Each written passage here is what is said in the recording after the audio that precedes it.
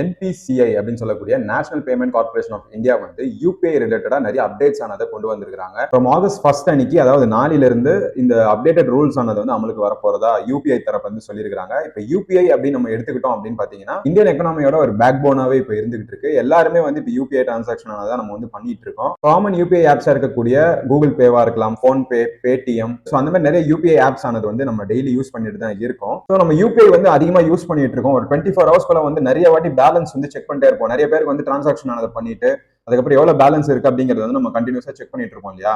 So அந்த மாதிரி இருக்கக்கூடியவங்களுக்கு வந்து பாத்தீங்கன்னா ஒரு நாளைக்கு, அதாவது வித்தின் 24 ஹவர்ஸ்க்குள்ள ஒரு 50 டைம்ஸ் தான் வந்து பேலன்ஸ் ஆனதை செக் பண்ண முடியும் அப்படிங்கிற மாதிரி இப்போ அந்த ரெஸ்ட்ரிக்ஷனை வந்து கொண்டு வந்திருக்காங்க. நம்மளுடைய யூபிஐ ஆப்ல வந்து பாத்தீங்கன்னா நம்மளுடைய பேங்க் அக்கௌண்ட் வந்து அட்டாச் பண்ணுவோம் இல்லையா? சோ அந்த பேங்க் அக்கௌண்ட் லிஸ்ட்டை வந்து வியூ பண்றது வந்து பாத்தீங்கன்னா வெறும் 25 டைம்ஸ் தான் வந்து பார்க்க முடியும் வித்தின் 24 ஹவர்ஸ்க்குள்ள அப்படின்னு சொல்லிட்டு சொல்லப்பட்டிருக்கு. சோ அதுவுமே வந்து ஒரு ரெஸ்ட்ரிக்ஷன் ஆனதை கொடுத்துருக்காங்க. அண்ட் இப்போ நீங்க வந்து ஒரு டிரான்சாக்ஷன் ஆனதை பண்றீங்க, அந்த டிரான்சாக்ஷன் வந்து பெண்டிங்ல இருக்கு அப்படின்னு சொன்னா வெறும் 3 வாட்டி தான் அந்த பெண்டிங் டிரான்சாக்ஷன் வந்து நம்ம போய் செக் பண்ண முடியும்னு சொல்லியிருக்காங்க. அந்த டிரான்சாக்ஷன் செக் பண்றது வந்து மேக்ஸிமம் லிமிட் 3 டைம்ஸ் கொடுத்துருக்காங்க இல்லையா? அதுல வந்து ஈச் லிமிட்டுக்கு வந்து நம்ம 90 செகண்ட்ஸ் வந்து இடைவேளை வந்து விட வேண்டியதாக இருக்கும். ஸோ இந்த ரெஸ்ட்ரிக்ஷன்ஸ்லாம் வந்து என்பிசிஐ ஏன் கொண்டு வந்திருக்காங்க அப்படின்னு பாத்தீங்கன்னா, அந்த யூபிஐ டிரான்சாக்ஷன் அப்படிங்கிறது வந்து பரவலா மக்கள் அனைவருமே வந்து யூஸ் பண்ணிட்டு இருக்கனால அந்த சிஸ்டம்க்கு வந்து ஓவர் லோடு கொடுக்க கூடாது.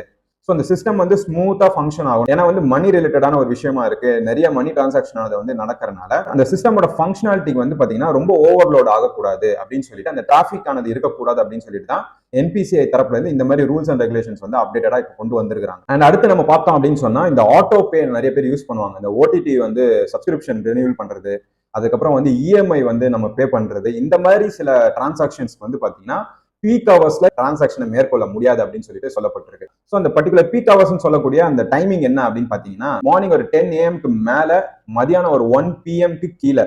ஸோ இன் பிட்வீன் கேப் வந்து பீக் ஹவர்ஸ் சொல்றாங்க. ஸோ நீங்க அந்த மாதிரி ஓடிடி சப்ஸ்கிரிப்ஷன் இந்த மாதிரி எல்லாம் வந்து ரெனியூவல் பண்ணோம் அப்படின்னா 10 o'clock முன்னாடி நீங்க வந்து யூபிஐ ஆப் மூலியமா நீங்க டிரான்சாக்ஷன் வந்து மேற்கொண்டீங்கன்னா அந்த ஒரு டிரான்சாக்ஷன் வந்து உங்களுக்கு சக்சஸ்ஃபுல்லா முடியும். ஸோ ஆஃப்டர்நூன்ல வந்து பாத்தீங்கன்னா அந்த 1 o'clock to 5 o'clock அந்த ஒரு டைம் பீரியட்ல நீங்க அந்த ஓடிடி சப்ஸ்கிரிப்ஷன்லாம் நீங்க வந்து ரினியூ பண்ணணும்னா கூட பண்ணிக்கலாம். ஏன்னா அது வந்து பீக் ஹவர்ஸ் இல்ல. So evening after 5 o'clock to 9:30 PM அந்த ஒரு இடைவேளையில வந்து பாத்தீங்கன்னா நீங்க ஓடிடி சப்ஸ்கிரிப்ஷன் வந்து ரினியூவல் பண்ண முடியாது. அதுக்கப்புறம் வந்து இஎம்ஐ டிரான்சாக்ஷன், அதாவது யூபிஐ மூலியமா யூஸ் பண்ணி பே பண்ண முடியாது. ஸோ ஒரு டிரான்சாக்ஷன் முடிச்சுட்டு நம்ம பேலன்ஸ் வந்து செக் பண்ணுவோம் இல்லையா? அந்த பேலன்ஸை வந்து நம்ம தொடர்ந்து செக் பண்ணிட்டே இருக்கக்கூடாது அப்படின்னு சொல்லிட்டு நம்ம டிரான்சாக்ஷன் முடிச்சோடனே ஆட்டோமேட்டிக்கா எவ்வளவு பேலன்ஸ் இருக்கு அப்படின்னு சொல்லிட்டு ஒரு மெசேஜ் ஆனதை வந்து ஜென்ரேட் பண்ணி அனுப்ப போறதாக சொல்லப்பட்டிருக்கு.